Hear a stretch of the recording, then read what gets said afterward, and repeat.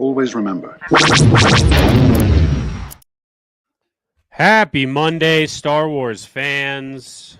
We're back. This is a pretty sad Monday. Monday, May 12th will forever be a sad day because this is officially the last Andor Eve ever.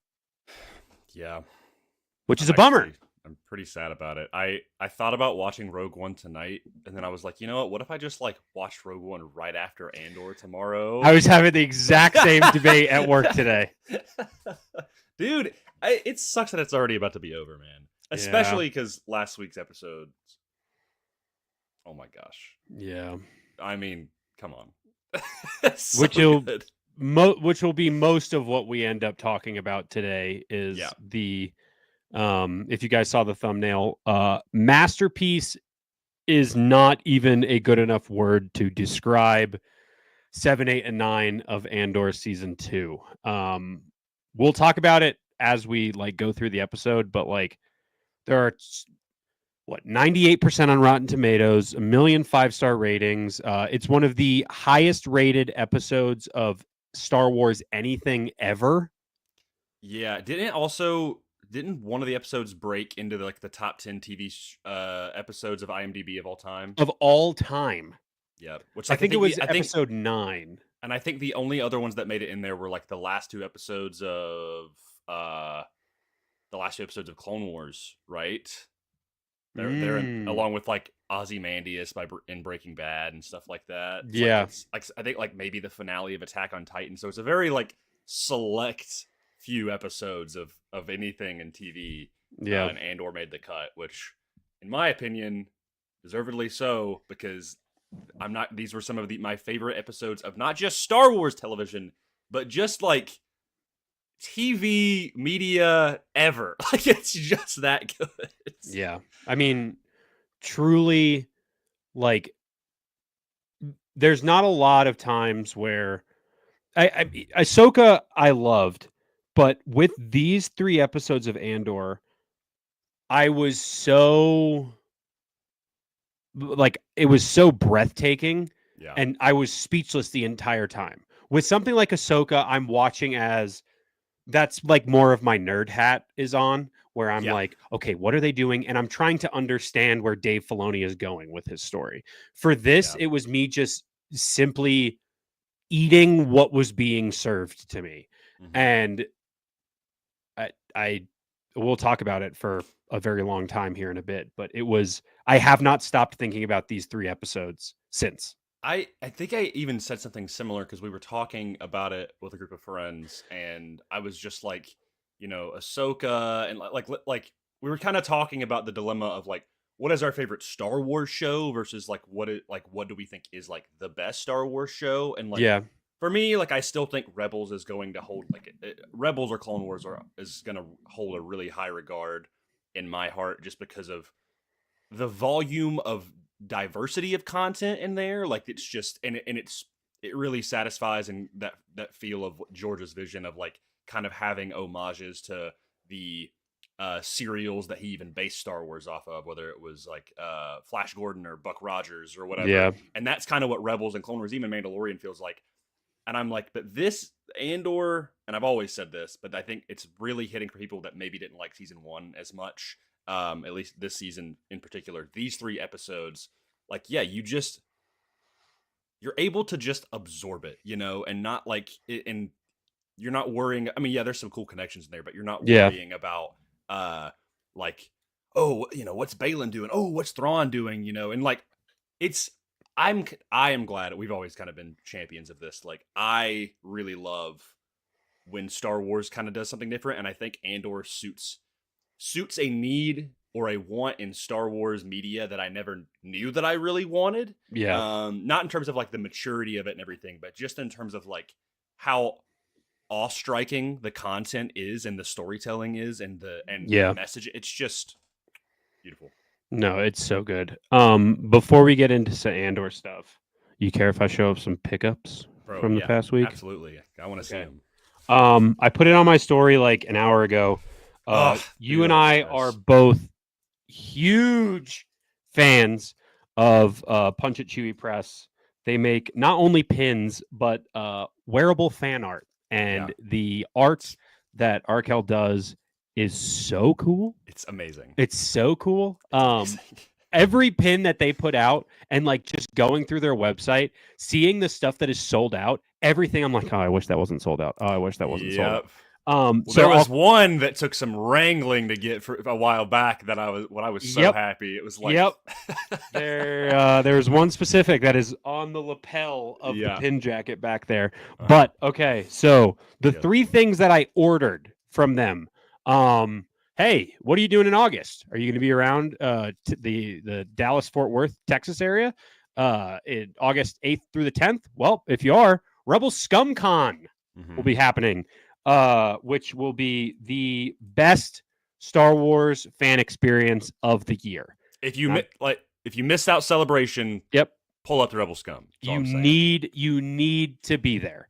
There is truly, as a Star Wars fan, nowhere else I will want to be this year. I know Star Wars Night is fun. I know Celebration is fun, but just the atmosphere of what they are building in only their second year of a convention is awesome. But just to show off the Punch It Chewy stuff, talking about Rebel ScumCon, there's your boy Sam Witwer. Yeah, bro. I got that one. On the Star Killer pin.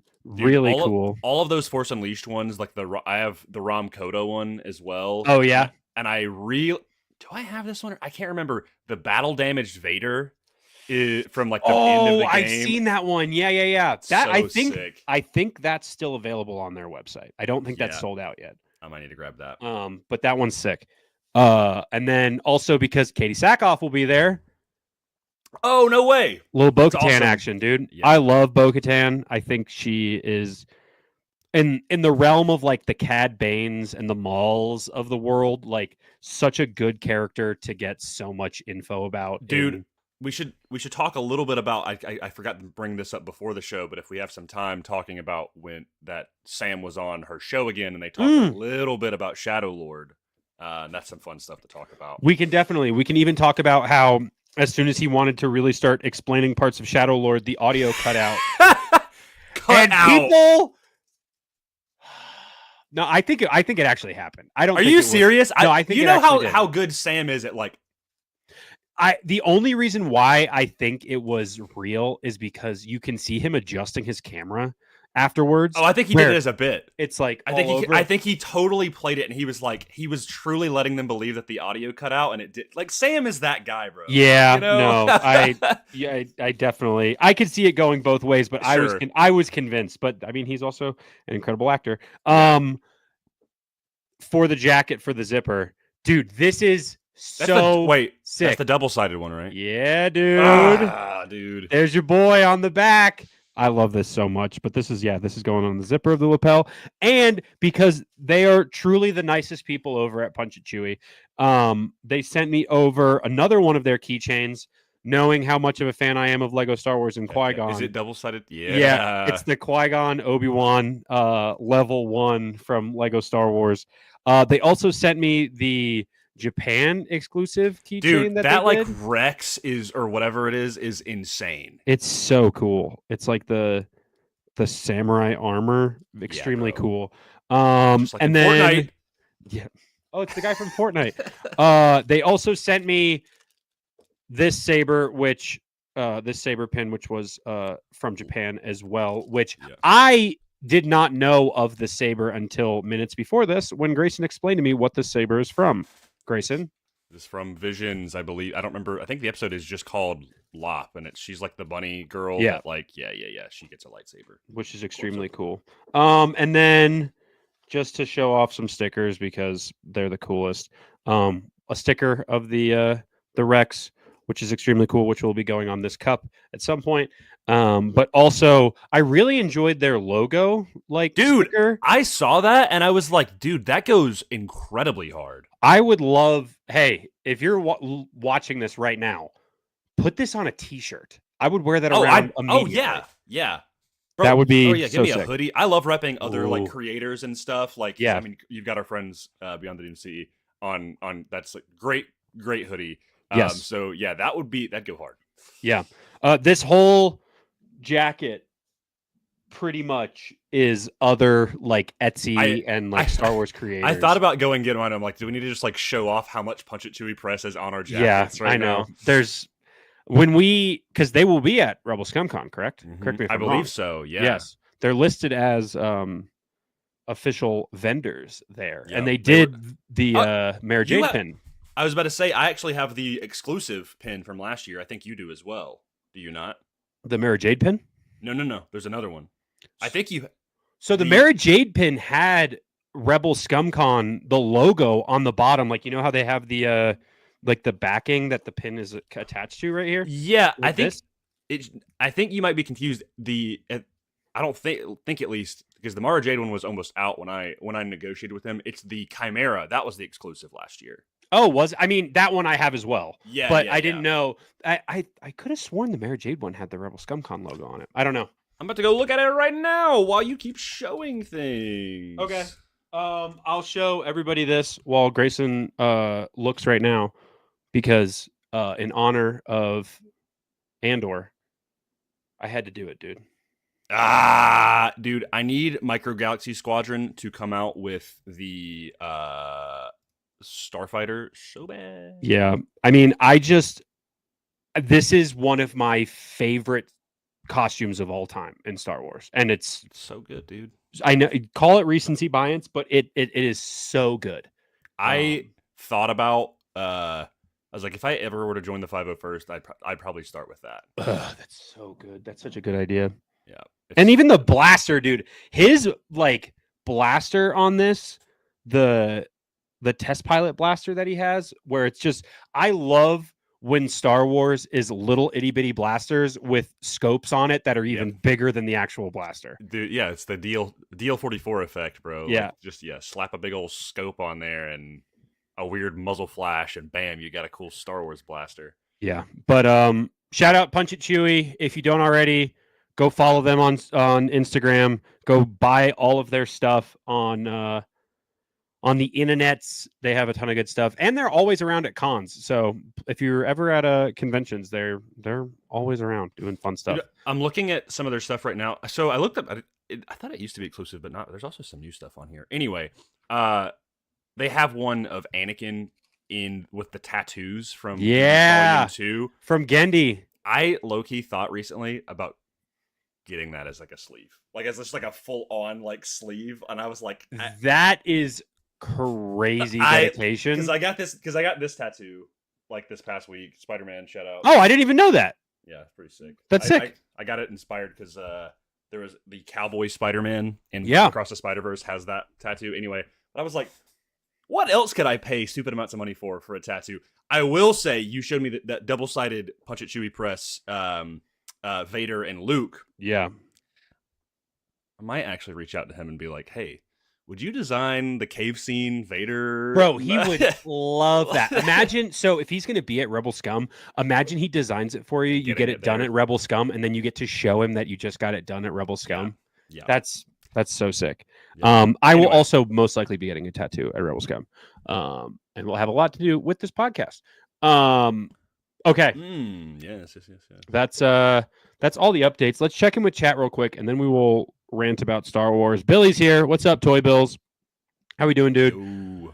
Daniel Berry Sports Highlights. How we doing? We got the Yo. Zeus is in the chat. Skywalking Ryan is in the chat. We're good for a Monday. Yeah. Living off the hype of last week's Andor episodes, and then tomorrow we're rocking and ready to go. And aren't they releasing a movie version of Andor in theaters in 2026? There's speculation. I don't know. There's chatter. Tony Gilroy has been interviewed, and he's talked about it more than once in a couple different publications, saying that they are planning on like remastering it for theater cuts, right?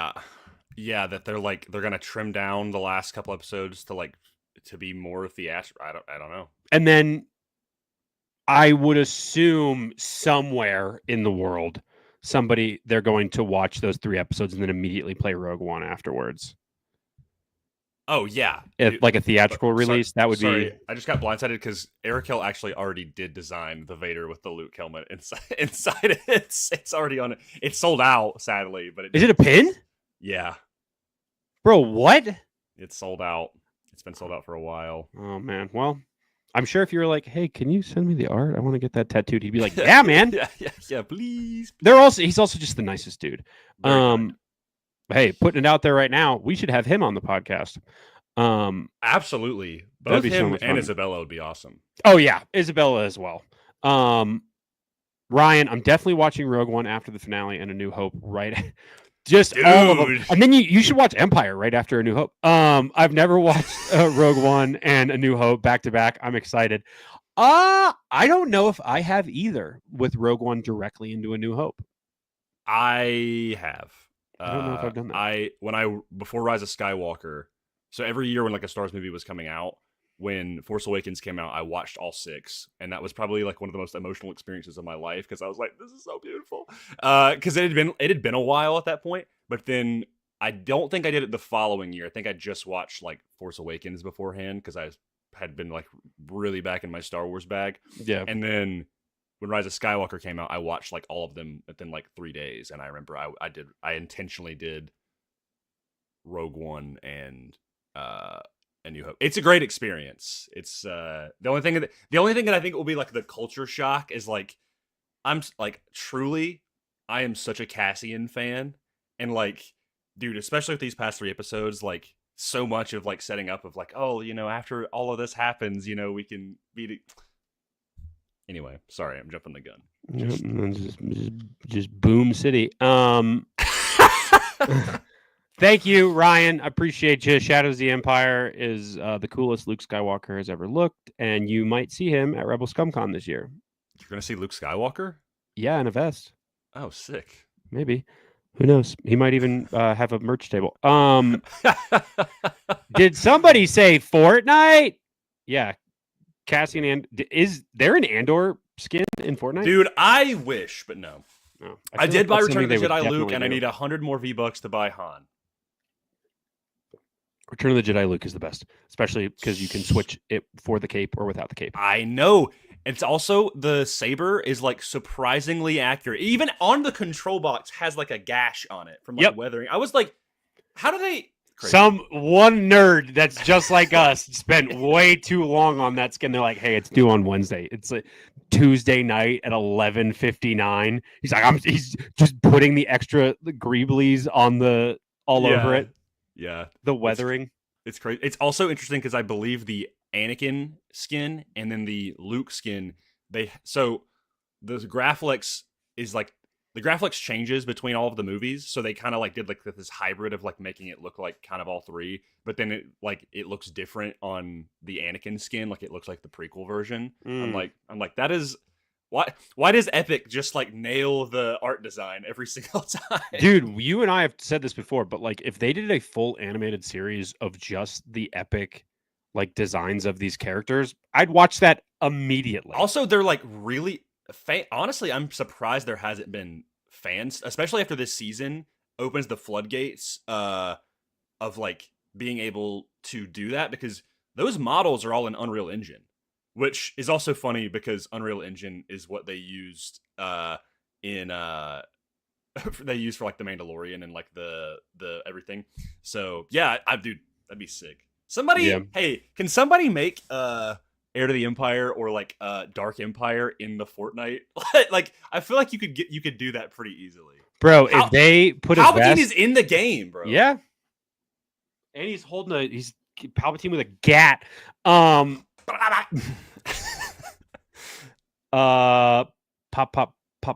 Palpatine. Okay. You want to talk about Andor? Yes. Let's talk about Andor. Yeah. Let's talk about Andor. I truly don't know where to start with this because I have a lot to say about each of these episodes. We can go episode by episode. I think that's what we had said. If there's something that initially that you want to do to kick this off, we can do that as well. I have a whole list of notes that are episode by episode. I think, yeah, we could just start from, that's what I normally do, is just start from there. The first thing that I think is cool is like, I wasn't expecting this, but immediately them being like, oh, we're on Yavin now.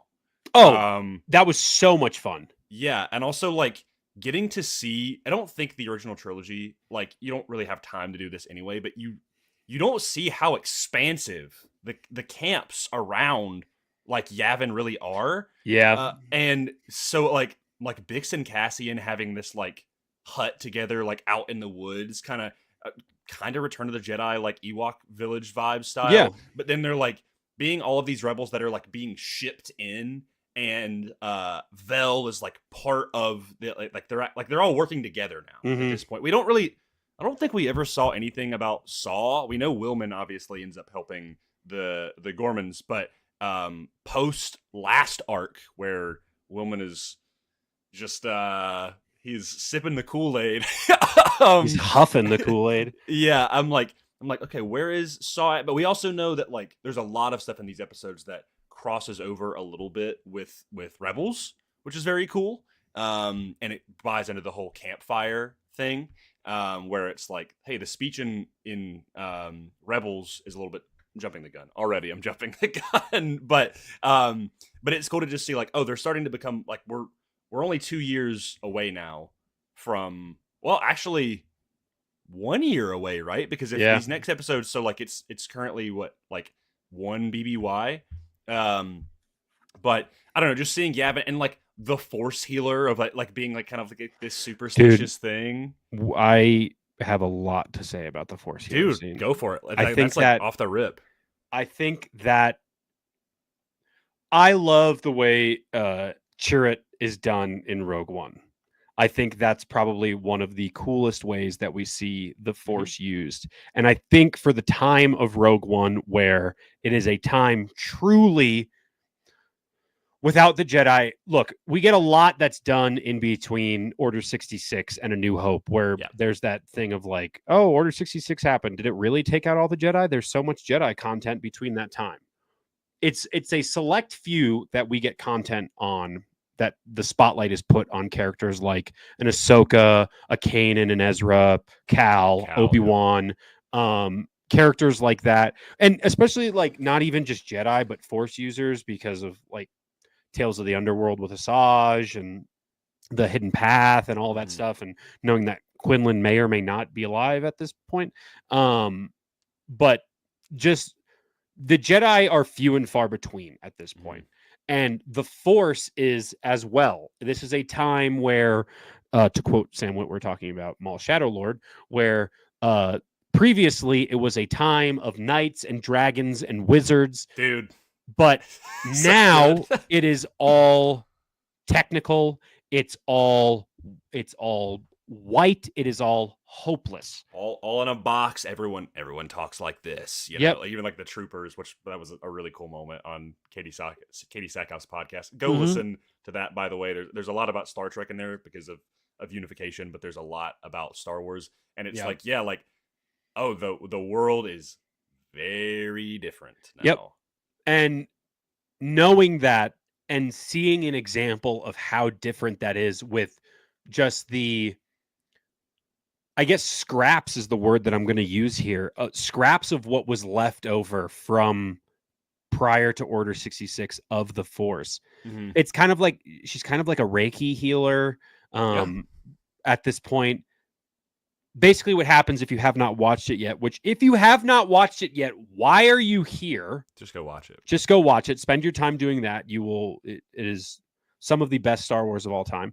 But the Reiki healer, the Force healer, she's healing a group of soldiers. They have wounds, part of the Rebel Alliance, and Bix kind of tricks Cassian into going over there and getting a blaster burn healed, that, or at least attempted to be healed as kind of a last resort. Just because nothing else is working and he's had it a long time. And you see him at the beginning of that episode doing stretches, trying to get it back in. He's kind of loose. It's kind of like having a bad back or a bad knee if you were an athlete. But that scene of Cassian being against it is, I said, Solo.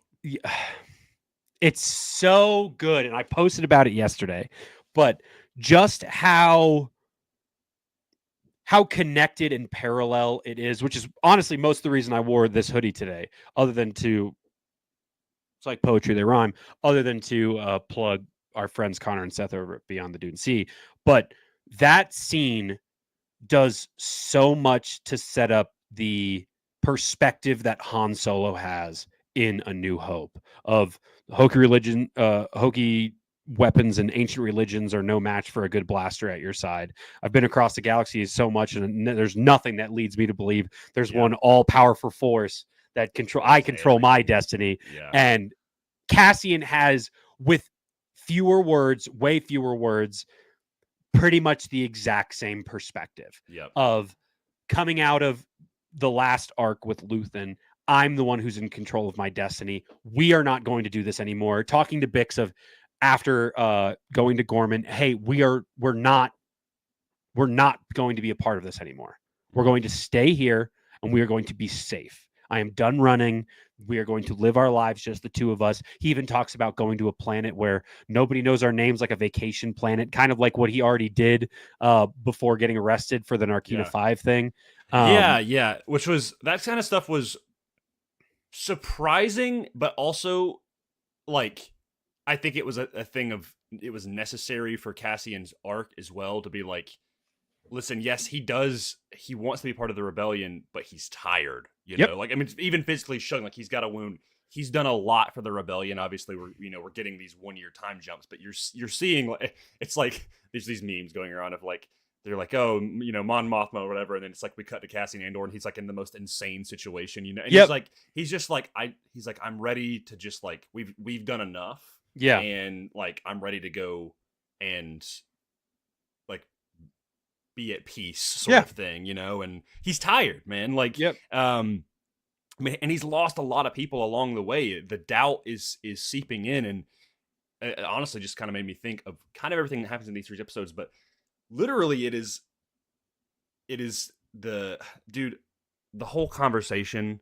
I mean, true, like, I've always been a believer, and I know you are this as well, like the Force, this is stated in Star Wars, the Force works through all living things. And I've always said that Han Solo, yes, he's not Force sensitive, but there is a lot that he goes through that is very much because of the Force. It is absolutely. And I talk a lot about Force and Destiny, or Edge of the Empire, the game that I play, and the way that game encapsulates the way the Force works, it's these destiny tokens, right? And it's the push and pull of the light and the dark, of someone's destiny being propelled forward or bringing them closer to the darkness, sort of thing, is so in line with what Dave and what George has said. And I'm a big Han Solo fan, and I'm a big Cassian Andor fan, because I love the perspective of, like, Han truly is one of, if not the only character in the like main characters of the saga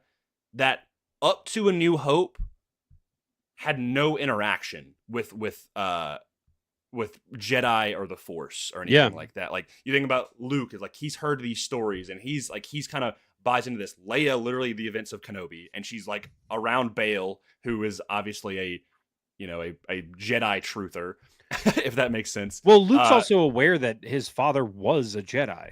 Yeah. Like, he has a different perspective of, like, knowing that this weird, outlandish group or sect of wizard priests that can also move stuff with their mind and were generals in the Clone Wars, knowing all of this, and then everybody just kind of moving away from them at problem of the Empire, how they were all wiped out. Mm-hmm. For him to have that perspective of like, hey, also like, it wasn't just some guy he had a poster of up on his wall. It's his literal father.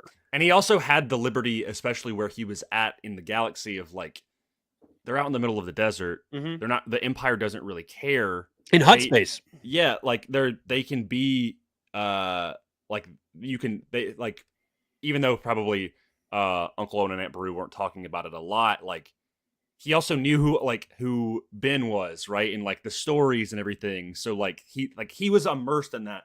Han was not.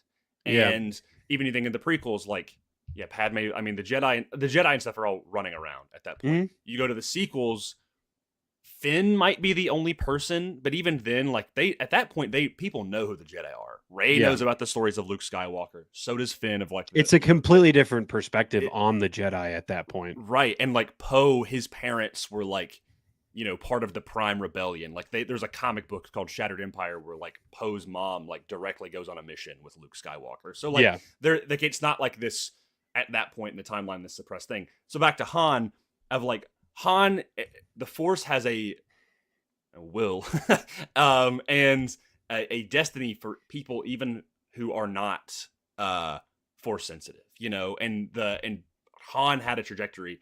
We bring that to Cassian, who has a very similar perspective, and the healer being like, obviously, of course, the healing does end up working, which is kind of this like little wink of the Force to him, but also the fact that she sees so much of what the Force and what his destiny has laid out for him, and that he's a messenger. And you look back at the trajectory of like, and even down to the very end of Rogue One, they send the message of the Death Star plans up to the ship, like truly a messenger. But like he's going around the galaxy and he is inspiring people, like the people of Ferrix, and like working with Luthen. And even down to what is happening in the prison in season 1, and Melshi showing up out of nowhere, like, finally coming back, and that blast, like, it's just so subtle in the best way possible about like how the Force working through a normal human being in the galaxy, which is, I think, where Andor truly excels. Yeah. It's so freaking good, dude. And it's the most Andor way to do it as well. Being that even the Force healer herself is like, and like sometimes it even works. Like sometimes it even works. Like not like it's like it's like an 80% chance it'll work, and like there's 20%. It's like an 80-20 of it probably not working. She's like, it doesn't even work. It's just for people to manifest that it is working, and it's more about the hope that it's giving than the actual elements of mysticism that the Force wills. It's not somebody picking up a pear and bringing it across a table.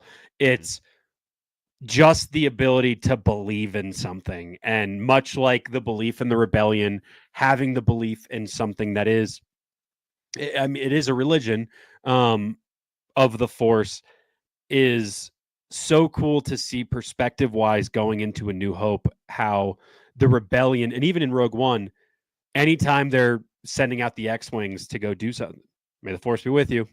And it's kind of like, and I'd never put this together because as a kid you're watching and you're like, oh, may the Force be with you, and you immediately think of swashbuckling Jedi and Sith and moving stuff with your mind and picking up large objects. And for you and I being Force Unleashed fans of like dropping Star Destroyers on planets and stuff like that, but like it's really a equivalent of like a Godspeed before going out, which is it's incredibly cool thinking of how much of this is based on a war movie. But specifically, the way the Force is used in this episode is so pivotal to what comes next in Star Wars that it's so subtle here, but it speaks volumes to how the Force is used later on in A New Hope, down to the title of A New Hope being A New Hope.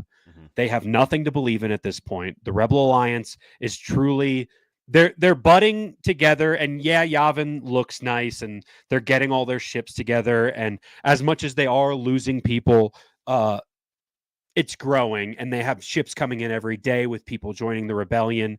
It truly is forming an alliance at this point of everybody working together, but having that common denominator of belief in the cause, and that cause being rooted in, hey, we are one with the Force.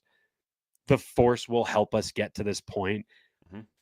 And having to prove that to Cassian, of even he doesn't really believe that it happened, where his blaster, the thing was healed. It's a very real world miracle sort of perspective of something. It's a little too coincidental to be fake for him. And Bix even says it to him. She's like, you're scared because you know it's true. Yeah. That's so awesome. Yeah. I just loved the way it was used, because the Force isn't even really used in that moment. At least in the way that we know it to, when you think of the prequels. I mean, we all saw Revenge of the Sith in theaters just a couple weeks ago now for the 20th, but like that's the Forciest the Force is ever going to be. But when it gets into that weird mysticism, and being all mysticism with no like hard evidence, is so, because even Cassian's looking in the mirror like, maybe it just healed really fast. Maybe I just haven't seen, like, maybe I saw it wrong. He didn't feel anything different. Nothing else happened. It just kind of was. And that Cassian is, I was listening to the review that Star Wars Explained did for these 3 episodes. And him talking about how, yes, Anakin is the chosen one, but the Force uses that prophecy with different vessels of Anakin, and obviously a lot of people say Luke, and you talk about Maul of like, is he the chosen one? And Ben Kenobi says he is. There's more than one person that can bring balance to the Force. Although Anakin fit the bill for the prophecy, and he did do what he was supposed to do. The Force is constantly in and out of balance, and using different people to rebalance itself. And Cassian is such a huge part that I think his destiny scares him, which is why when Bix leaves, he doesn't get in a ship and chase after her. He immediately goes, all right. He goes into the base, and he pulls out to see how K2 is doing. And it's so cool, the storytelling visuals of how Cassian is wearing the exact same thing that he's wearing on the beach. When it's the exact same outfit, his hair is flowing the exact same way. His world has just been blown up by Bix leaving. Bix is gone. His world has been destroyed. And then at the end, he is on a world that is literally destroyed. It is the storytelling there, and how if Bix didn't leave, that would have never been able to happen outside of setting Cassian up, but him giving himself something to look forward to, and something much like how we're talking about with the Force and the rebellion, something to believe in and something to have that goal. Your focus determines your reality, dude. And anytime I can point it out, I'm going to say it. But dude, the best quote from Jadnan and I would. Yeah. I've been waiting to tee that up. I'm always going to just be like, yo, from Jod? Yeah, that happened in Skeleton Crew, dude. Yeah, it's great. Actually, a great scene in that. Yeah, no, I was, dude, my speculation of like where Andor will end is so sad to me. Like, because that is the pain of like, I know we're already like jumping kind of towards like because that's kind of like the connecting through lines there. But yeah, with like knowing that he's not going to survive, he's not going to make it past when the rebellion ends. And I mean, so we got that in the first season. We got that post-credit scene with like the Death Star, you know. Yep. And I do think there will be like a pseudo like kind of post-credit scene end, and I do think it will be like maybe even post Return of the Jedi, of it being with Bix. Okay, yeah, I'm on the same path as you do. Yeah, and it's like, because everyone's like, where's B2? Are they going to go back for B2? What's going to happen to Bix? And it's like, the fact that like maybe after all that, like maybe she does go to the rebellion, she like finally, or she's like waiting on Cassian and finally finds out, and she bring like to parallel the end of season 1, has the brick of Cassian and puts it next to his mother's with B2, you know, like getting that in, and it may even be near like Brassos and whoever it is, like having the people of that wall. Bix laying the bricks of Cassian right next to Marva. I didn't even think about that. That is so what good. That is what been my theory for the longest time, and when that happened, I was like, oh god, it might actually happen, you know, like and like, and then I mean, because like, it's not going to be like this happy ending. Like Bix is gonna find out that he didn't make it out, right? And like it's gonna be brutal. We don't even know if she's able to keep tabs on him, though. That's the thing. Like you assume, but like you don't even know if she's able to keep tabs, and you just know that because the Empire is not going to project that a rebel sect stole the plans to the Death Star. Like they're not going to project that out onto the HoloNet. There's no victory there. But dude, it could be like, yeah, I mean, it'd have to be from like the greater part of the rebellion. Obviously, we know like, because we don't ever really know. At least I don't. I'm sure some rebellion lore aficionado knows, but like we don't really know where Mon Mothma is during A New Hope and Empire. Like we know she's like around, but she's seemingly not on Yavin, or at least, I mean, I feel like she would have been in the briefing room, you know. Obviously the character didn't exist at that point. She probably would have been an Echo base, so it's kind of like, where was she at, you know? Yeah, that I know a lot of people are talking, and we will definitely talk about it here in just a second. I know everybody's talking about the speech that Mon Mothma does, which is incredible, obviously. But to be honest, the highlight of these episodes when it comes to like emotional, powerful moments was the message that Bix left for Cassian. Oh my gosh, yeah, and you hear the voiceover of her talking while he's running as fast as he can to get. When was the last transport? Yeah, like just try to stop her, and she's like, I'm choosing the rebellion. Like I know, like you, and she takes back to the Force healer, like takes that to heart, you know, like is being like, this is what you're supposed to do. I know it. I'm making the choice for both of us. She believed it, and if she didn't believe it, it wouldn't have worked. And it wouldn't have happened, man. It is such a foundational brick within all of this. Yep. And bringing back the idea of those bricks from season 1 of how everybody is a brick in the building of the rebellion. It is, oh man, it's so good. This show is so good. But the last thing I'll say about the to have my speculation hat on, if I had to guess, I would not be surprised, like you said, about a post Return of the Jedi kind of a jump forward in time. Because, and a lot of people have kind of read into this, the idea that Bix might be pregnant right now.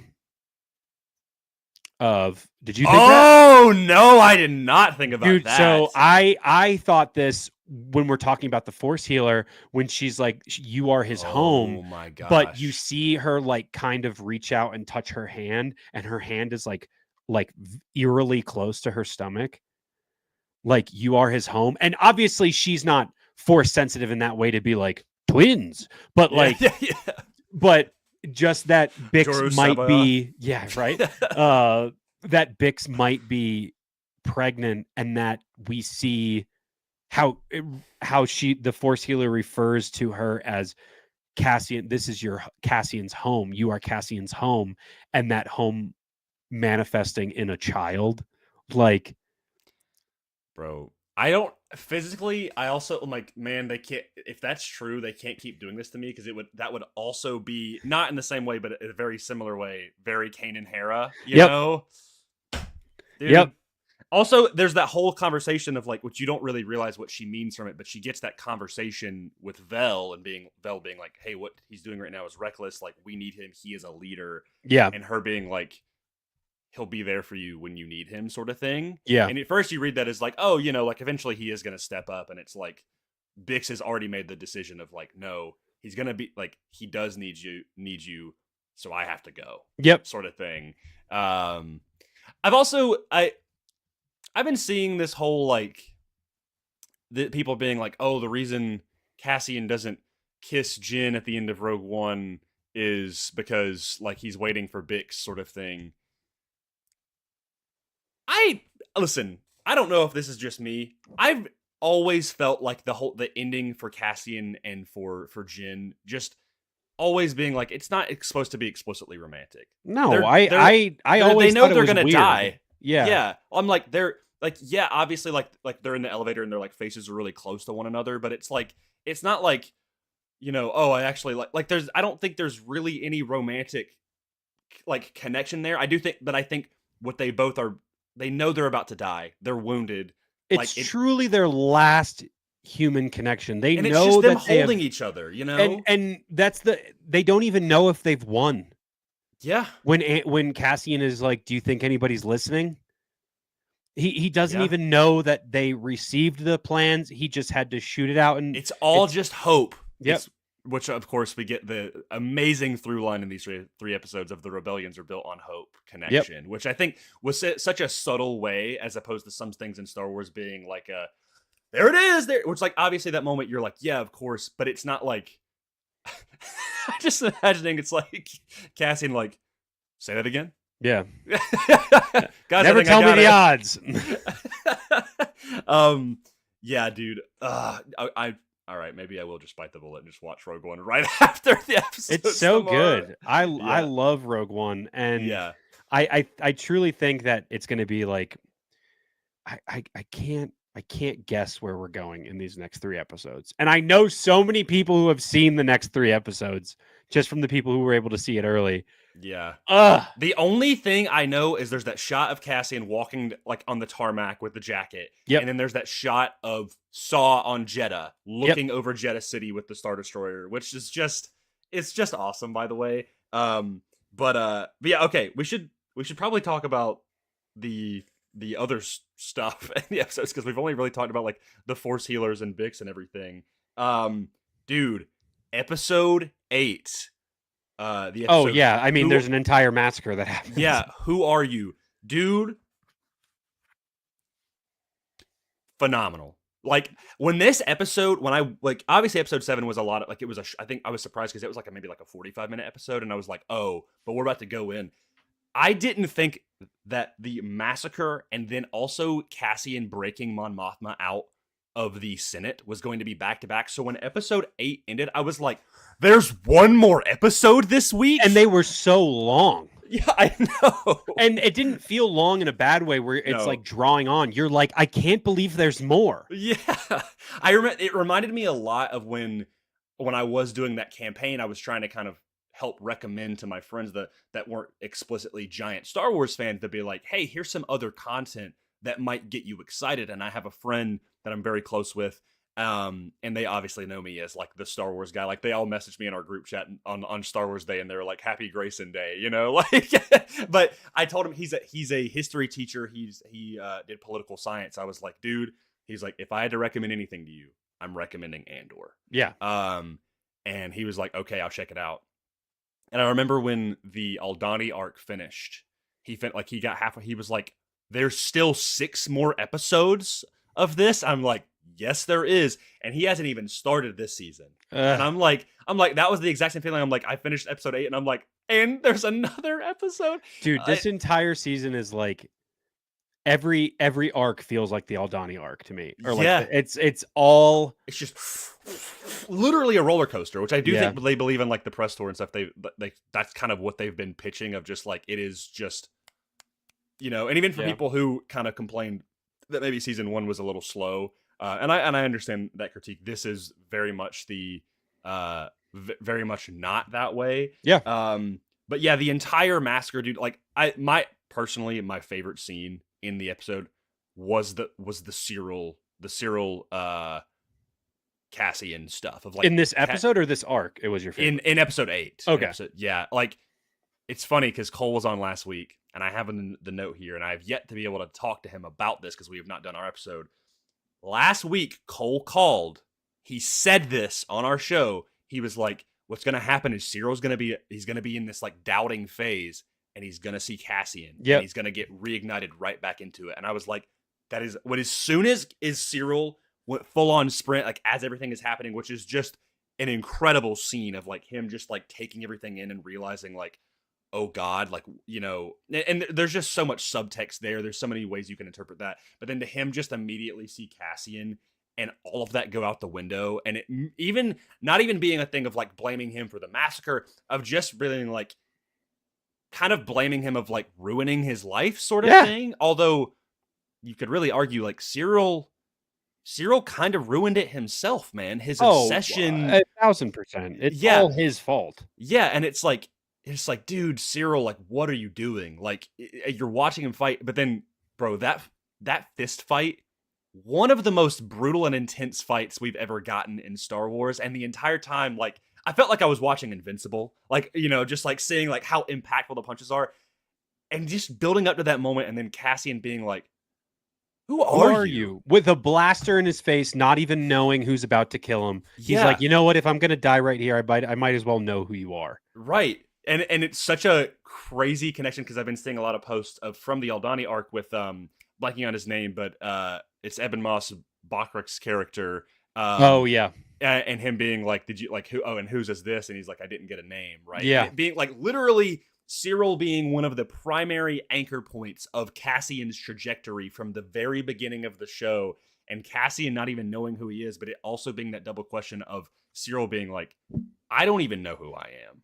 You know, which is one of my favorite, I guess, tropes in storytelling, is having a character that like they're so motivated and obsessed by this one thing, and then being like, then kind of coming to the terms of like, but why am I so obsessed? Like them, and then everything kind of crumbling around them. Yep. And then within seconds, done. Yep, just done. I was like, oh my God, like this show is so. Oh, it's so good. It is incredible, and it's not without mentioning, and I know it might be a little on the nose, but that the entire time Cyril he has all the spiders from Gorman all over the place, and he keeps getting them, and he's being gifted them to go talk to the Gorman rebellion, and he's gifting them to his mother, and just how intertwined he is in the web of what Deidre created for him, that he was stuck. Dedra was the spider in this moment. And my gosh, dude, that is a great, I loved that. Like he was caught in the web that she created. She was that spider. Well, even the web of what the Empire has created. It gets so much bigger. You can get so macro with it. It's like Men in Black, how you go from the marble and it keeps going out and out, and then it's like they're playing with the marble as Earth. I love that scene. That's great. But seriously, you keep zooming out and going so macro with it, of how much everyone is affecting each other and how specific it gets to one person. And that's why I think Andor is so fantastic, is that there's this large overarching problem that is the Empire, and it zooms in so close to a microcosm of one person, and how one person is so impactful throughout the entirety of the of this time frame, and what sets up the original trilogy. It's very cool. Yeah, I even down to like I don't like, I mean, he has that like that full crash out with Dedra, which is so just so crazy to me. Like the fact that like he's just like, I mean, Dedra's gaslighting him at this point, being like, oh, like we're gonna be fine. Dude. And the also kind of him playing like double agent as well, and him like having to have like I'm blanking on his name, but the father of the like he's kind of like the patriarch of like the Gorman rebels. I don't remember his name either, but I know exactly who you're talking about. Yeah, and him like they have that kind of argument in the street of him I mean, basically, like, it's just like all your fault, dude. Just repeating his own lies back to him that he believes. He's like, if I was you, I would never believe any of this, and you think you believe it. And that's what's great about Cyril, is that I don't even think he truly believes it. It's just this is what he needs to tell himself to continue thinking that he's giving himself all the that win. He knows, man. Yeah, this is the life that, like, and this is the web that he has woven for himself. Yep. That's the so anyway. My in-universe explanation is this is not Spider-Man. This is actually a Gorman spider. Yeah, whatever they're called. If I ever, the like, I don't know, the web weaver things, but the whole massacre and the like building up to it in this, even just in this specific episode, is so well done. And even the fact of like, I love the moment, like the Empire having the one sniper that actually kind of sets off the whole thing. It's all a false flag, dude. And they keep seeing how it's not going to work for themselves, and they have to force it. They remove the barricades. They get everyone in. They're hoping that one person will make a stupid move, but instead the people of the Gore people instead chant and sing their pride of their homeland, and they're not going to set anybody off. But then the decision is made, okay, we've got everybody in one movement. They're not going to feed into our plan. Okay, keep weaving that web. Then they send the troops in with all of the young soldiers, and outside of them being young and green, the Greens, like they're just new recruit troops who decided to be a part of something bigger. The sorry to use this phrase, but the Hitler Youth, but get sent into the group.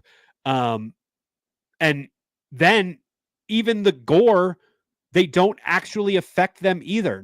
Nothing that the Gore does gives those soldiers any motive to pull out a blaster and shoot somebody. There's a beautiful line from season 1, from Nimic's manifesto, or it's actually not even from Nimic's manifesto. He just says this to Cassian: oppression is the mask of fear. Yep. And this entire episode, it's just the Imperials afraid, like you said, there's like those greenhorn like soldiers that get before like they come in, and they're just terrified, because they think something's going to happen, but nothing does, and you're getting this dude, I'm blanking on his name as well, but he's I think he's like a baker or something.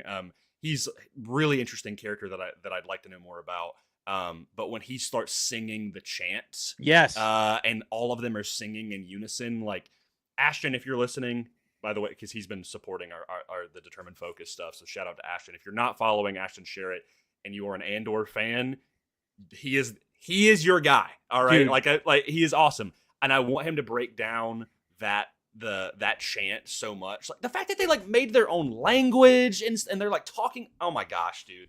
Like it's crazy. I wonder. I'm sure we could, and we can talk about this later. I'm sure we could convince Ashton, if he's got time, to come on and just do a full music of Andor episode. Oh my god, yeah, dude, that'd be amazing. By the way, I apologize for anybody. It is pouring rain here, so if people start hearing my dog barking and thunder, you'll know why. But and another part of the massacre that is absolutely terrifying: the KX units, dude. Bro, so first off, the stormtroopers are terrifying. Mm-hmm. Like everyone is like these faceless soldiers, and obviously they're the butt of so many jokes of like, I went to the stormtrooper sniper school, I can't hit anything like that. They're terrifying, but then you remove the humanity from them, and it's the KX droids. And correct me if I'm wrong, at this point in canon, the Empire made battle droids illegal, correct? I don't know about that. I mean, I would assume so, considering they're not. I mean, it's been 18 years after Revenge of the Sith. Yeah, I'm pretty sure, if I remember correctly, battle droids are. The Empire made battle droids illegal, which is why they were so easily. It was like how the Emperor made the like with Order 66 with the clones. It was just his way of being like, all right, we're safe now. All battle droids are illegal. This entire opposition that we've been fighting for the entirety of the Clone Wars is gone. Well, they're also dismantled. And also I think like it was like, oh, and like we've we've won, we've shut them all down, like which obviously it's Palpatine pressing a button and being like, thank you. It's literally Order 65 is get rid of the battle droids. But that the Empire goes back on that and uses these KX droids, which are more scary, at least to me, than super battle droids. Yeah, dude, they're like 8 feet tall. They walk. They've got these long appendages. Literally, their heads look like skulls, and they don't even have blasters. They just use their sheer strength to chuck people through walls. Bro, they literally. Yeah, I was about to say like, dude. I think it's when I'm blanking on her name, but I have it written down. The daughter, you mean? Yes, it's like I'm completely blanking on her name. When she gets thrown like a rag doll and just immediately killed on impact, I was like, oh my god. That is, again, people have said this with season 1, season 2 even more. It just gives the weight of what it's like for a normal person in Star Wars, which is something you just don't really get. Because even when you have a character that is, quote, like a normal person, they've got these extraordinary skills, whether it's like a Poe Dameron, right? Or like, or someone like Padme surrounded by Jedi, These are not those kind of people. And I love the special usage of stormtroopers as well. Like the fact that they're like, by the way, stormtroopers are not just the bottom feeders of the Empire. Like there's actually like the Imperial Army troopers are the like even lesser than that. They're not even allowed helmets. Right. Yeah. And yes, like obviously stormtroopers are like, when you compare them to someone like Han Solo, Luke Skywalker, they're not as crazy, but like it's the expansion of like when Han is in the Death Star and he runs down that hallway and then he just sees all of the stormtroopers and him just immediately running looking back, at the other way. But that's what it is to the umpteenth degree with all of these unarmed civilians plus giant, lanky, supernaturally strong KX units that are not saying a single word and just throwing people around, and like it's brutal, dude. No, it is brutal, and I loved seeing the KX droids in this way. I think somebody confirmed as well that the KX droid that turns and looks at Cyril is K2. Is K2 based on the weathering of the head and then like the chest marks that it has. It's the exact same on K2. This is, I know we're going to talk about Andor a lot, but this is also a retcon for the Cassian and K2 comics of how they met. Yes, the mission to Wakako, I believe. I'm sure you saw the same video from Alex and Molly at Star Wars Explained. I completely forgot about this comic. Yeah. But I love this explanation. There's a clip out there because I knew about this moment. Retney is actually in the comments right now. I knew about how in Andor Season 1, the original source book for Cassian said he was from the planet Fest. And I remember that being pointed out. Well, then I rewatched Season 1 and I was like, and I remember identifying this also when the show came out. I knew about it briefly and then it got brought up again. The fact that they actually used that as almost like a cover story to being like, we've only told everyone that you're from Fest, you're not from Kenari. I'm like, that's genius. Very cool. Now the fact that General Draven is like, all of this is getting wiped from the record, and like, hey, here's the story of how he actually got K2, not that it was from the Gorman massacre. Yep. I was like, that's super cool. And then another great usage is in Rebels, the speech from Mon Mothma. Yep. I thought about this and I was like, well, why is the speech so different? And I'm like, of course, I'm like, okay, it's a different medium. It's a different version of the story.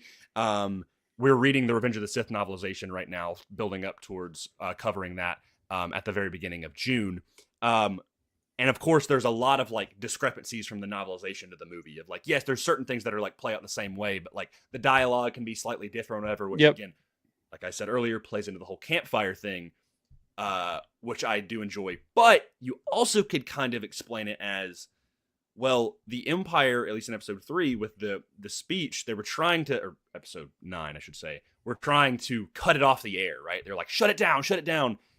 Well, eventually they do right after it's like live publicized, but it under the implication that when the Ghost Crew is watching it in Rebels, that it's actually a recording of it, that it was already out there, but that the Empire might have actually altered it. Tampered with it. Yeah, to literally just like, I mean, there's enough Star Wars technology of like, if yes, this is Legends, this is EU, but like if a droid like Proxy can exist, you can just straight up fabricate. Yeah. Like, I mean, it's equivalent of like AI to them, right? Of like, it's a way more nuanced version, but also to make her not look as fired up about it, to make her just look like she's just kind of this monotone like traitor, right? Yep. And I'm like, that's really cool, dude. Yeah. Like, and the fact also, like, I'm jumping over to episode 9, but like that the Ghost Crew is like literally just on the next page as the episode ends, and I'm like, is that what are they talking about?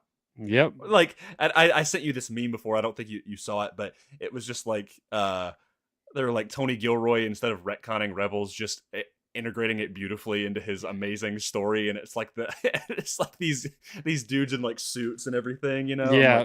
I'm like, as a Rebels fan, I love that. Oh, it is so lovely, and that a show like Andor can be mixed beautifully with a show like Rebels. Like Rebels is very dramatic a lot of the time, and there's a lot of adult themes, but I would say probably 60-40 of it is there's a lot of kid stuff, and it was a show on Disney XD. It's a cartoon, and although there's a lot of impactful stuff, and obviously like a cartoon that is showing off the escape of a rebel leader who's going against an empire after just giving a full speech talking about how talking about genocide and the destruction of the republic and democracy for a kid show is very Star Wars of that, thinking of Clone Wars, but that it's just mixed so beautifully with just how much Star Wars canon is so much fun, where you can get something like Andor, and then, like you said, the next page is Star Wars Rebels, and just thinking about the visuals of the medium of a scene like Mon Mothma's speech, and then thinking of Ezra and Zeb and the cartoon graphic Ghost Crew watching that as well. It's just so, it's what makes Star Wars fun, at least for people like us, of connecting the dots, and how it really is. We can call it campfire stories, and it's also how the perspective is different. Right. It's also understanding the medium. I have a very popular clip that people really enjoy because people enjoy Sam Witwer, who will be at Rebel Scum Con 2025. Hey, I'll be there August 8th to the 10th. Yep, and so will we. Where he's talking about The Force Unleashed being like, it's a video game. Yep. You know, if you were to make it a TV show or a movie, he wouldn't kill 100 stormtroopers in the blink of an eye. Nope. It's because it was made in a product of its time, where games like God of War and Gears of War and Devil May Cry and all these characters where there are like dozens of enemies on screen, and all it is about is just like, it makes it a fun video game, right? Yep. And the whole point of the video game was to amp the Force Unleashed, or amp the Force to make it unleashed, right? To make it up to 11. That was their tagline. In the same way with this is, if Rebels was completely recreated in the style of Andor, it would be very different. Like that, like I probably wouldn't enjoy it as much. And that's the thing, is like Rebels is made to, again, be for more of that, like the younger audience, and as they grow up, same way with Clone Wars. Yep. But like, there's going to be differences because it's all about the medium that is being portrayed. It's going to be different. Connor, and on our group chats yesterday, was showing a little golden book version of Revenge of the Sith. It's going to be pretty different because it's made for 3-year-olds, you know, whereas Andor is not made for 9-year-olds, right? Rebels is, you know, and of course those 9-year-olds grew up, and yes, adults can enjoy it. So yeah, that's the beauty. And the same thing with like Skeleton Crew, right? Like someone who enjoys the whimsical and fantastical side of Star Wars. Yes, it's live action, and yes, there are some serious moments in it, but if you were to convert that over to an animated show or something, it probably would be more like Young Jedi Adventures, right? Which is another thing that it's like, that also exists, right? So that is for me, some people will reject that idea and be like, oh my gosh, they don't have the continuity and order. They don't have, and I'm like, but it's like, it's 7 or 8 different mediums, man. Yep. It's live action movies and animated movies and live action shows and animated shows and video games and mobile games and little kids shows and books and comics and mangas. Like, it's all going to be different. And I think I think this is the best example of them making it connected. It's not straight up contradicting anything. It's just integrating it and showing it from a different point of view, from a certain point of view. Dude. Yeah, couldn't have said it better. Yeah. Okay. What did we not talk about yet? The last episode, really. Oh yeah, we haven't even talked about Mon's escape. No, dude. Oh my gosh. Bro, like also just insane. And like talking about kind of like the impact of like, bro, I love Cassian so much, man. Just like the fact of like the whole dilemma of there being like Bale's trying to get Mon out, but then that team is actually compromised and Luthen having to like convince her to like listen. Like she's scared of Luthen, but then her having to put her faith in him. And then Cassie, of the classic, like I love this line now that I have friends everywhere, sort of thing. It's so cool. It's so awesome. But then it's just I can't wait to take a group shot of a bunch of people at Rebel ScumCon and that be the caption. Oh, dude! Oh my gosh, it's got to happen, bro. Yep. Let him cook. That would actually be a sick. Hey, Dante, Rebel ScumCon. That would actually be a sick shirt to release of Rebel ScumCon. I have friends everywhere. Bro, everybody coming together for Rebel ScumCon. That's here. Make a hoodie, Rebel ScumCon, right here. Also on the back and on the sleeves. I have friends everywhere. Yeah, that's actually sick. Man, that'd be sick. It's all in line with the Rebels, but like that whole, I just love seeing him on that one man mission. I mean, granted, Cassian on a lot of these is like on one man missions, which is also kind of why I enjoyed is kind of seeing the like. I've always compared Cassian to like an 80s action hero. Mm-hmm. He's the Kyle Reese, the Snake Plissken, you know, whatever, like all of those types of characters where he's got the long hair and the scruff and he's kind of like he's moodier, but he also has this intricate past or whatever, and like it fits right in with that. So people have criticized Cassian of being like he's the trope of the just one more job kind of guy. Yes. Yep. Literally, I mean, even down, he's like, one more job, and then me and Bix are going to get out of here. And then, of course, it's Bix leaving. This is the last one. Dude, the whole just series of events of especially like him in the Senate building, competing against this other team, and the one girl actually being like an Imperial, and like him. Anyways, I started blasting, you know, like him just, which I love that you've been seeing those images of him just like, you know, with Mon always in the back, like, both times when he kills that one girl and also shoots. Do the Cassian face. Do the Cassian face. Like, I'm gonna screen cap our faces and put it over the meme. Bro, Diego's facial, like he's so good at looking angry. Like Mon's mouth is so like the painting the screen. And it's like. It's crazy, dude. Like that screen cap, it almost looks like CGI where somebody just like pulled her chin down a little bit more. Shout out Genevieve Raleigh. She is terrifying. Which granted is pretty on par for, because like she's been this activist within the Senate, but like it's this moment of like, okay, I've got to leave, but she's not been exposed to the violence of what the rebellion is doing. Yeah. You know? You really see that in the apartment afterwards where she's like reeling with it all and she sees both of those. She sees two people get shot point blank. Yeah. Close range. And then in the apartment afterwards, she's like, I don't even know how to thank you, because I don't even know if she like actually wants to thank him in that moment. Because she's like, I understand what you've done for me and what you've done for the rebellion, but she has to come to terms with how it was done. Mm-hmm. Yeah. Which also makes sense why she is so adamant against Saw. Like the fact that she's like kind of has to concede a little bit and you know, start working with the greater rebellion. But then someone like Saw being, I mean, as she says in Rogue One, like Saw Gerrera is an extremist, right? Yep. Shout out. This is my good buddy, Comic Blast Keenan. If you like Marvel or comic book related video games, this is your guy. Cool. He actually would not be doing this right now if I was not friends with him. But yes, I think so. I think he's a top 10 character. Maybe he's like number 9, but you know. Yeah, top 10. We made it so years ago.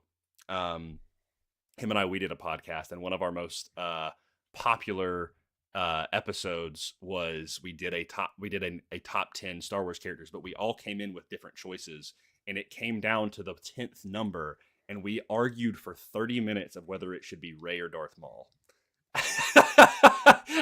And it was extremely heated. And I think like a year ago, Keenan messaged me and he was like, okay, I think I finally come to terms that it's Darth Maul. Like, so, and we were like, I'm sorry, Rey. Oh, that's so hard, dude. A top 10 of just every character in Star Wars would be insane. He said, in hindsight, I was wrong. That's awesome. Speaking of Rey, hey, look who it is. Wait, hold on. I gotta speak to Hannah in her native tongue right now. Hi, Hannah. How are you feeling? I hope your virus is doing better. I love you so much, Hannah. I'm so sorry that I make fun of you, but she also knows that I make fun of her. Hannah, I hope you're feeling better. I hope you're feeling better. Hannah's. Oh man, stay off that Rhydonium. Yeah, all right, Hannah. Yeah, seriously, dude. She's huffing Rhido with with Willman. Oh, the blue shadow virus. That's crazy. Bro. That's wild. Yeah. Also, just we had some other friends pop in the chat. What's up, Brandon? How we doing? From a Clan Brandalorian. Hey, Retney's here. This is from a while back. We yapped for a long time. Oh yeah, my bad. Tony stopped watching Andor right before the 3 greatest episodes. He actually watched it, and he was like, "Hey," his quote was, "It took Andor this long to get good." Insane, which is wild. Bro watched the Aldani arc and was like, "This sucks." Yeah, shout out to Tony. And Gianni's here. What's up, dude? Yo, I'm absolutely loving the show. The show is multi-layered, and I keep uncovering details the more I rewatch it. I think that's how it's going to be for the rest of time with the show, and that's what makes Star Wars great, is how jammed packed it is with little details and layers and rewatching, and then as stuff gets recontextualized with new content that gets released after. That's one of the best thing of that's I think that's what's so fun about Andor right now when we talk about something like the Force Healer, of how it recontextualizes Cassian's perspective of knowing that that's in the back of his mind for the entirety of, hey dude, yeah, what do you want me to say? No. Yeah, you should. Everybody should. And Hannah, you should too. Fly from Australia. I guarantee you won't get the blue shadow virus. Get the group Texas. Shot together with Sam Witwer and Katie Sackhoff and everybody with the I Have Friends Everywhere. You won't get the blue shadow virus. You might get polio, but hey, Texas is Texas, baby. That's crazy. Yeah, wild. But okay. I don't even remember. Okay, I remember. I'm sorry. No, it's all good. I remember what I was saying. Okay.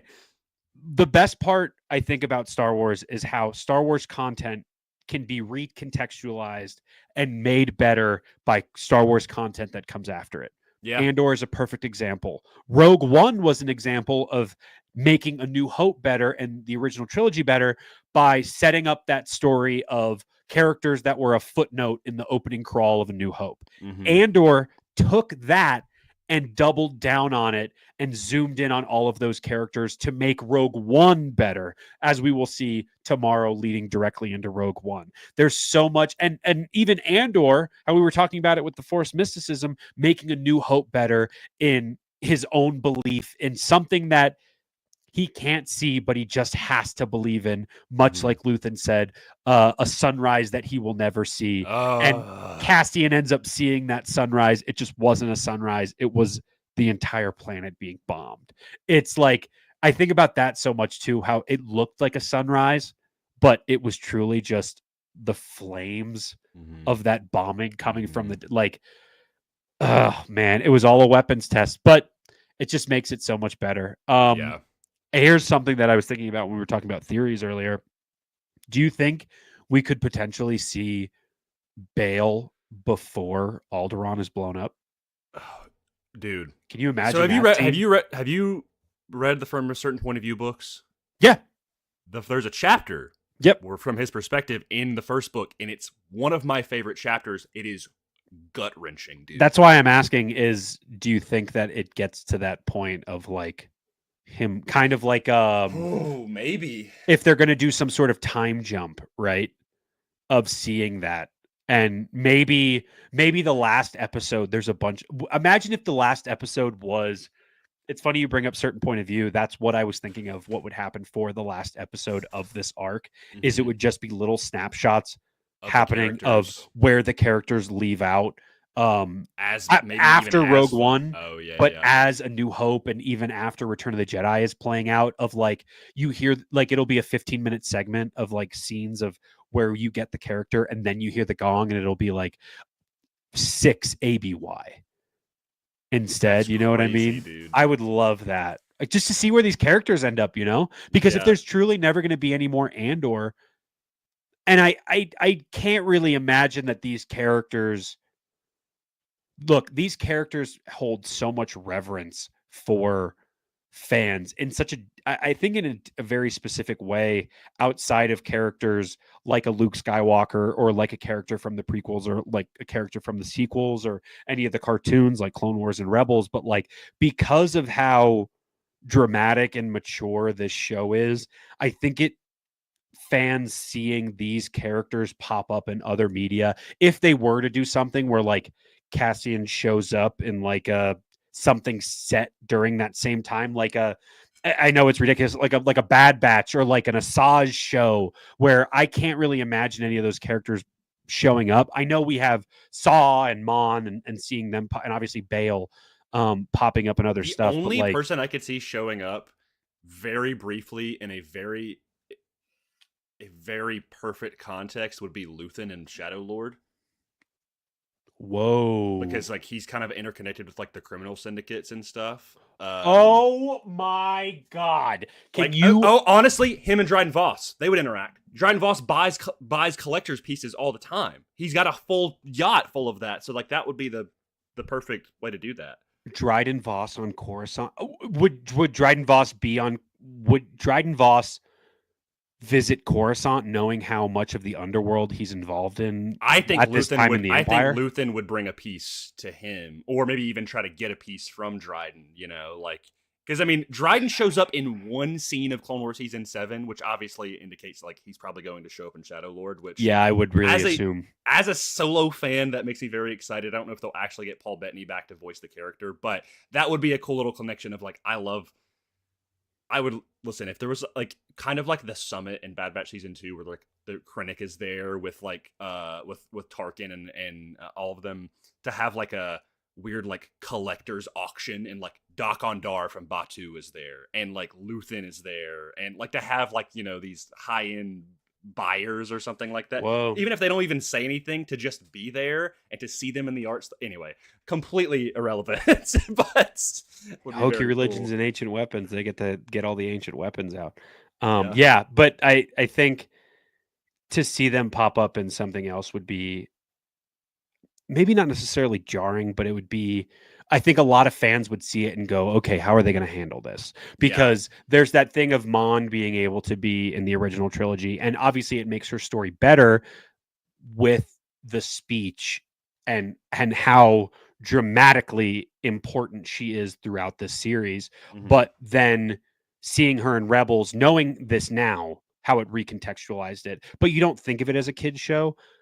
I wonder if any other characters could do that as well. I just think fans might have a little bit of a interesting perspective to see any of them show up on screen, or knowing that they were going to show up on screen. I'll be honest. I know this is a character we know very well, but you and I will probably say it until we die unless we actually get this. But I mean, in a weird way, because I think people, not I can fill in the gaps, but people view Luke in the sequels almost like a different character, to recontextualize him in a way of like, oh my God, like to get something like maybe not like a live action show, but like obviously it's an animated show, and to be like to lead right into The Force Awakens, right, and to be like, oh my God, bro, like I get, like that Danny DeVito meme of like I get it, and that's the same, like that's what we're getting right now with Cassian and with Mon Mothma. Like you will now watch Return of the Jedi and be like, oh, that lady went through so much to be right here, know.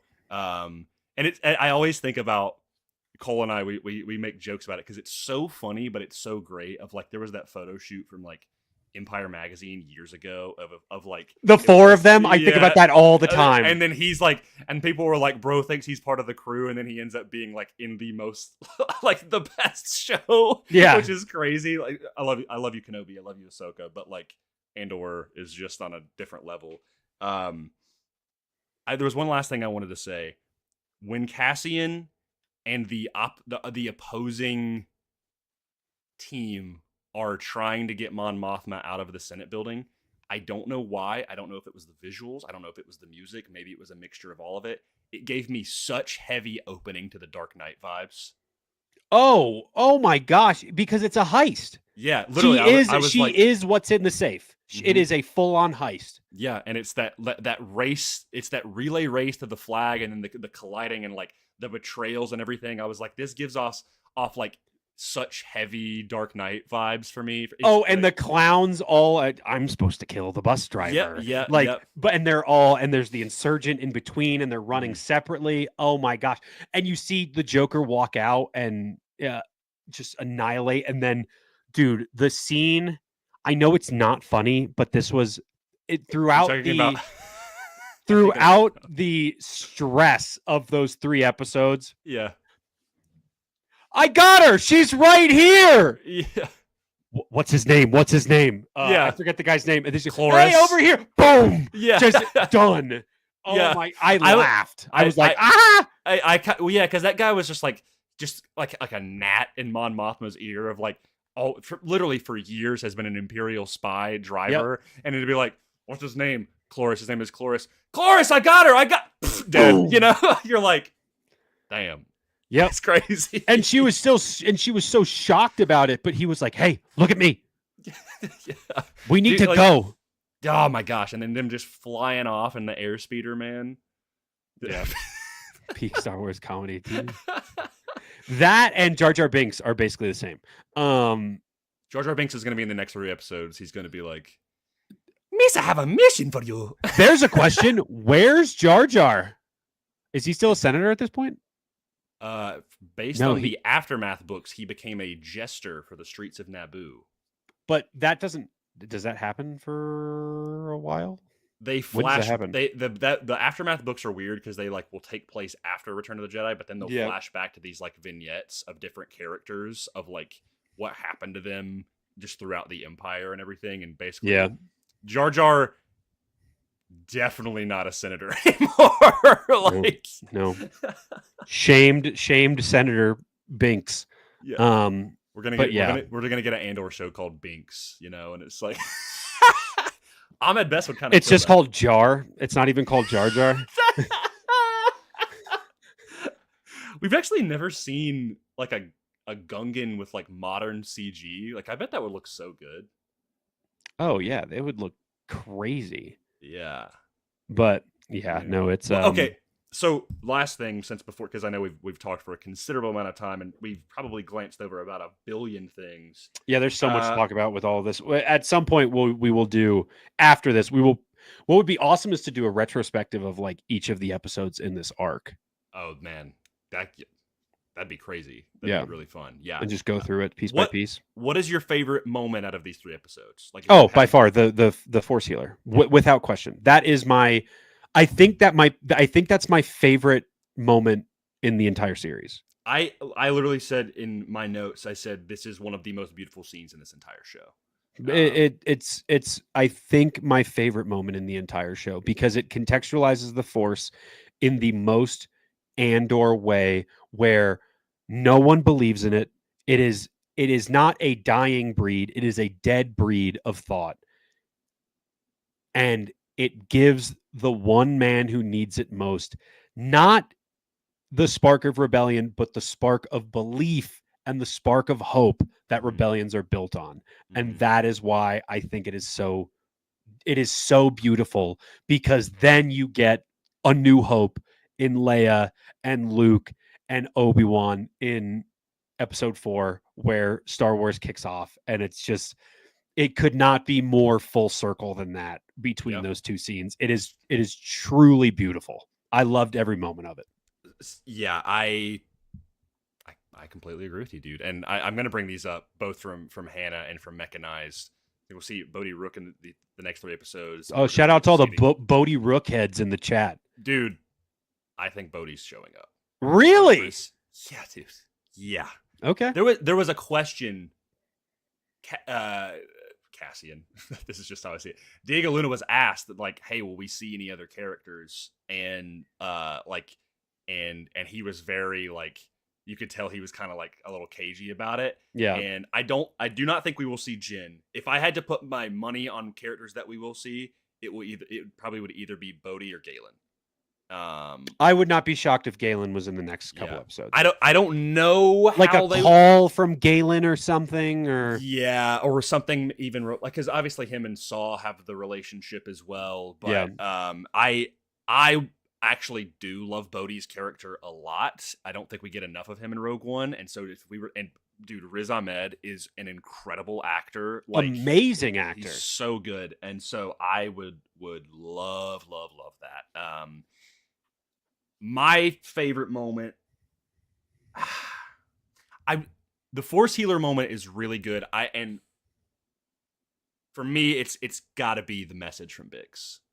Yeah, that moment just, and obviously that's kind of like the other connection. Yeah, it's a 1A 1B situation. Yeah, right. That, that moment, the music, it connecting straight and just like being like, this is Cassian's destiny, and because I guess I love pain, just the fact that just to know that, like, they're not gonna get that happy ending, but this will cause a happy ending for the galaxy.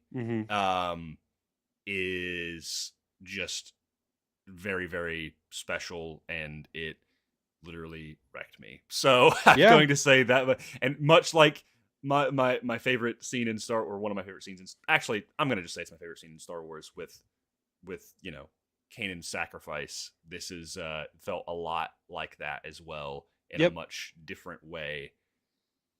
It hurt, but it hurt so good, dude. And I know I said it earlier, but like, I cannot stop thinking about the visual storytelling between the end of that episode where Cassian is on the landing platform and he's wearing the exact same thing as on the beach in Rogue One, right at the end before losing his life, and hearing the Force Healer's words of you are his home, him losing his home when Bix leaves, metaphorically, in her and her being gone, and then losing his actual life in the death that he experiences in the end of Rogue One, is down to the exact same shirt and the way the hair is flowing.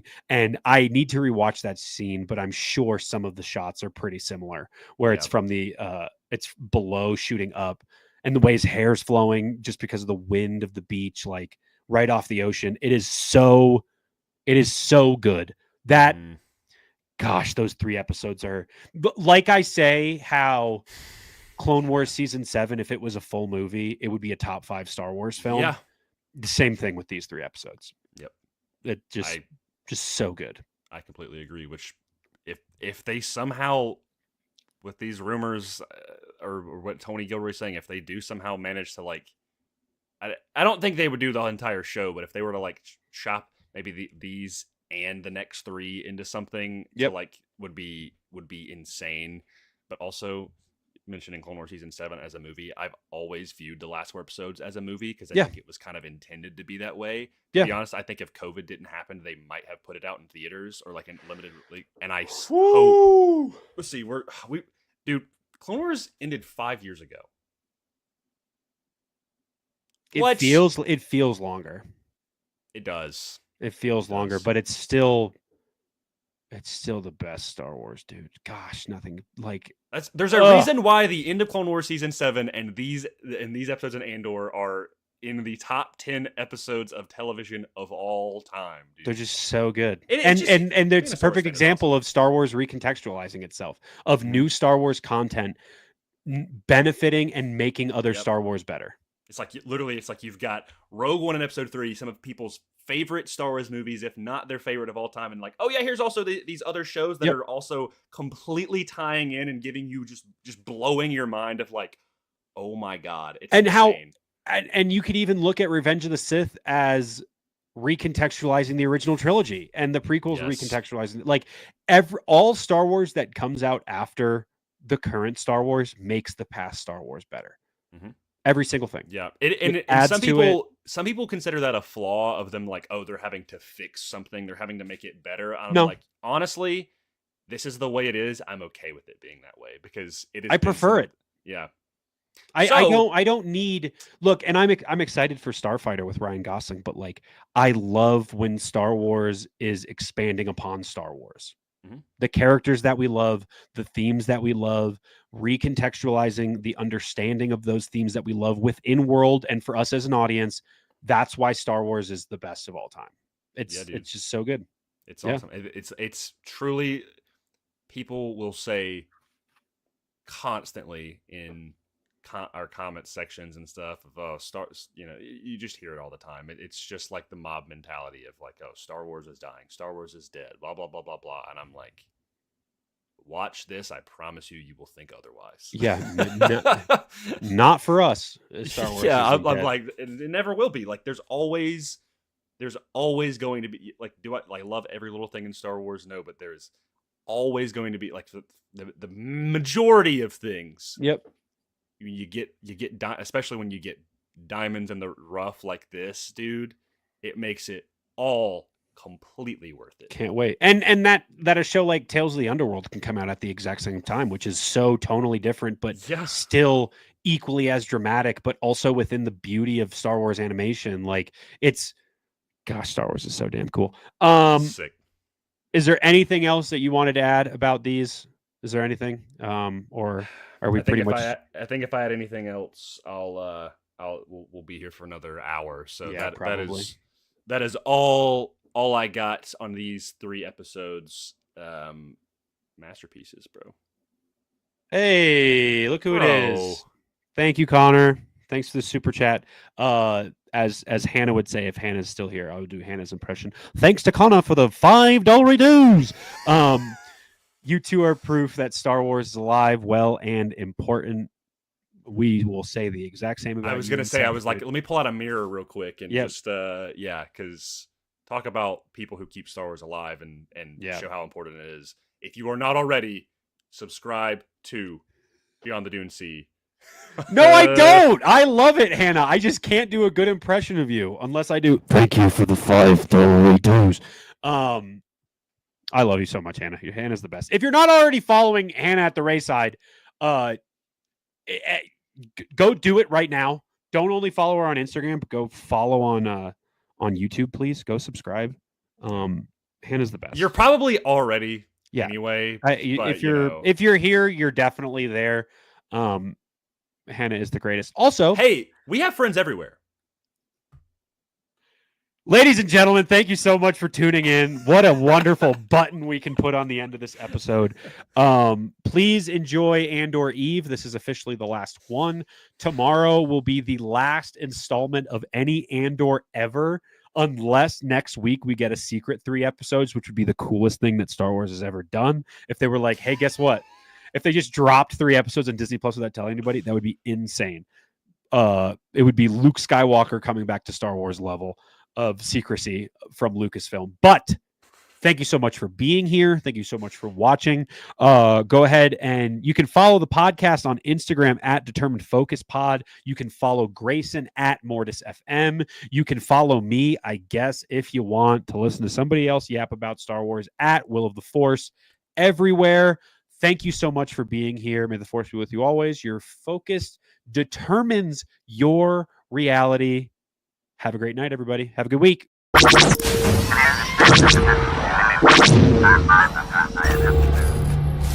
Always remember.